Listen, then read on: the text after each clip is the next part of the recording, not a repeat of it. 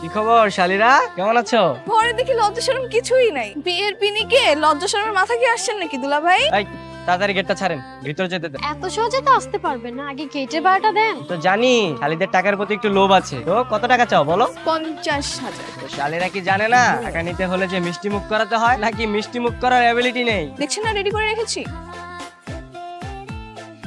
এই নেন, টিস্যুতে মুখটা মুছে নেন। এতগুলো টাকা দিব কি টিস্যু দিয়ে মুখ মোছার জন্য? আমার ওড়নাটা দিয়ে আলতো করে মুখটা মুছে দাও। আরে দে দে, হাজার হইলে আমাদের দুলাভাই তো। এই তোমরা এখনো গেটের মধ্যে দাঁড়িয়ে কি করছো? বর তো সেই কখন ভিতরে যে বসে আছে। যাও যাও ভিতরে যাও। বর ভিতরে আছে, তাহলে উনি কে? আরে ও তো বরের ছোট ভাই। এত বড় ধোকা! ধরতে বাটপার দেন। হাতাই তাড়াতাড়ি। শোন, এই জুতোগুলোকে লুকিয়ে রাখতে হবে। তুমি কি চুরি করেছো? শোন, বিয়ের দিন দুলাভাই জুতো চুরি করতে হয়, বুঝছিস?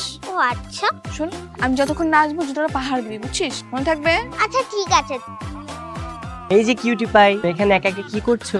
আর কি, জুতো পাহারা দিচ্ছি দুলা ভাইয়ের। তুমি একটা কাজ করো, এই 100 টাকা নাও, কিনে বাইরে ঘোরাঘুরি করো, আর তোমার জুতোগুলো আমি পাহারা দিচ্ছি। ঠিক আছে, ভালো করে পাহারা দিবে। কোনো টেনশন করো না। দুলা ভাই খেতে চলেন, সবাই ডাকছে। আরে ভাইয়া, তোমার জুতা তো নাই।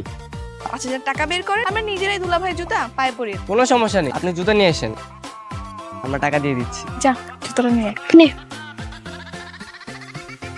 বক্স তো খালি, জুতা কোথায়? আরে জুতো নাই মানে? টাকার জন্য কি আবার জুতা চোরাই বাজারে বিক্রি করে দিয়ে আসছেন নাকি? বেহেনদের তো আবার টাকার খুব লোভ। আপনি চুপ করেন তো, চলো একটু খুঁজে দেখি। জুতা না পেলে কিন্তু জরিমানা সহ 10,000 টাকা দিতে হবে। 10,000 টাকা আবার কেন জরিমানা দিব আমরা? আপনার টাকা লাগবে না আমাদের, এনেন ফেরত নেন। এখন টাকা দিলে হবে? এই চল। এই বেঞ্চে চুরিটাও তো ঠিক মতো শিখলেন না।